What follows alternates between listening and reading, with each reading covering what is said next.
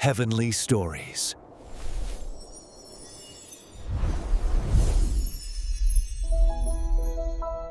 In the land of Egypt, where the Nile River flowed like a lifeline through the desert, the Israelites lived as slaves under the iron grip of Pharaoh. Their cries for freedom reached the heavens, and God chose Moses, a man raised in the palace but bound to his people, to lead them out. Moses stood before Pharaoh, his staff in hand, and demanded, "Let my people go." But Pharaoh's heart was as hard as the stone pyramids, and he scoffed at the request. God, knowing the stubbornness of the king, sent 10 plagues to show his power and break Egypt's resistance. The first plague came without warning. God told Moses to stretch his staff over the Nile, the river that fed Egypt's crops and filled its people's bellies. As Moses obeyed, the water turned to blood. The clear, life-giving current became a thick, crimson sludge. Fish died, their bodies floating on the surface, and a foul stench filled the air.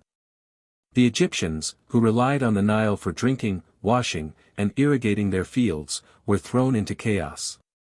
They dug along the riverbanks, desperate for clean water, but found none. Pharaoh's magicians, with their tricks and chants, tried to mimic the miracle, but their efforts paled against God's might. Still, Pharaoh refused to yield, turning his back on Moses and the suffering of his people. For 7 days, the blood-red Nile mocked Egypt's pride. The people scrambled, their daily routines shattered. Farmers couldn't irrigate their crops, and families grew thirsty under the scorching sun. The Israelites, though enslaved, watched in awe as their God flexed his power. Moses returned to Pharaoh, pleading once more, but the king's heart remained unmoved. The first plague was only the beginning, a warning shot that Egypt's gods, Hapi, the river deity, and others, were no match for the God of Israel. The stage was set for more signs, each one heavier than the last. The second plague descended as Moses, guided by God, struck the Nile again. This time, frogs poured out from the waters, an army of slimy invaders. They hopped into homes, kitchens, and even the beds of the Egyptians.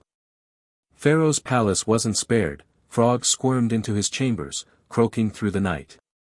The people swatted and stomped, but the frogs kept coming, covering the land like a living carpet. Pharaoh's magicians managed to summon frogs of their own, but it only added to the chaos. Desperate, Pharaoh called Moses and promised to let the Israelites go if the frogs were removed. Moses prayed, and God made the frogs die off, leaving heaps of rotting carcasses.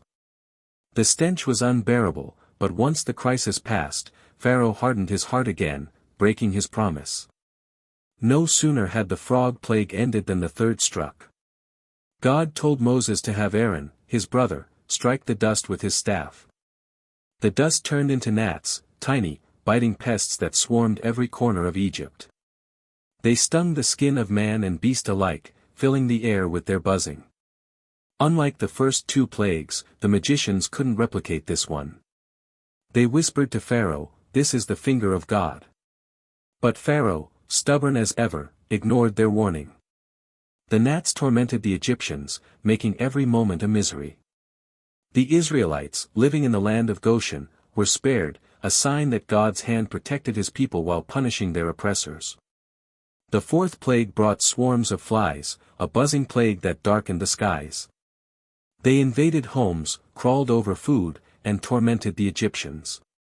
But in Goshen, where the Israelites lived, not a single fly buzzed. The distinction was clear: God shielded his people while Egypt suffered. Pharaoh, feeling the pressure, called Moses and offered a deal: the Israelites could worship their God, but only within Egypt's borders. Moses refused, knowing the full demand was freedom, not compromise. Pharaoh relented slightly, promising release if the flies were gone. Moses prayed, the flies vanished, and once again, Pharaoh went back on his word. The fifth plague targeted Egypt's livestock. God sent a deadly disease that struck the cattle, horses, donkeys, camels, and sheep in the fields. The stables and pastures became graveyards, and Egypt's economy, tied to its animals, took a heavy blow. The Israelites' livestock, however, remained untouched. Pharaoh sent men to check Goshen, and they confirmed the miracle: not one animal belonging to the Israelites had died. Yet Pharaoh's heart stayed hard, his pride blinding him to the mounting evidence of God's power. The plagues were escalating, each one a louder call to repent, but Pharaoh's defiance only grew stronger.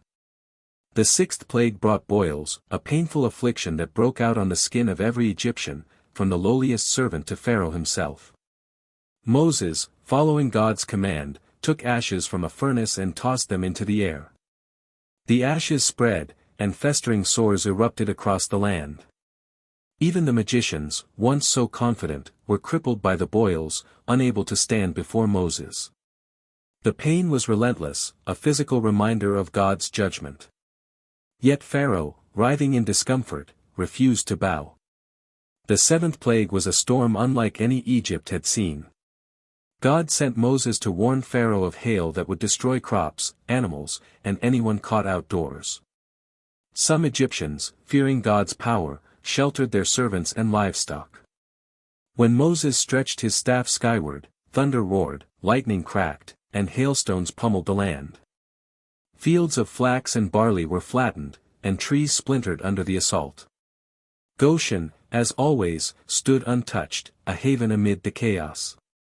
Pharaoh, shaken, admitted his sin and begged Moses to stop the storm. Moses prayed, the hail ceased, but Pharaoh's confession was hollow. His heart hardened once more, sealing Egypt's fate for worse to come. The eighth plague unleashed locusts, a devouring swarm that ate what the hail had spared. Moses warned Pharaoh, but the king's advisers, now desperate, urged him to let the Israelites go. Pharaoh offered a partial deal, only the men could leave, but Moses stood firm. The locusts came, covering the ground and stripping every plant bare. Egypt's food supply crumbled, and famine loomed. Pharaoh, panicked, begged for relief. Moses prayed, and a wind carried the locusts away, but Pharaoh's heart remained unchanged. The ninth plague brought darkness, a thick, suffocating gloom that lasted 3 days. Egyptians couldn't see their hands before their faces, trapped in their homes by the oppressive shadow. Yet in Goshen, light shone for the Israelites. Pharaoh, desperate, offered to let the people go but demanded their livestock stay. Moses refused, insisting on total freedom. Pharaoh's anger flared, and he threatened Moses' life, refusing to see him again. The darkness was a sign of Egypt's spiritual blindness, and the final plague was now inevitable.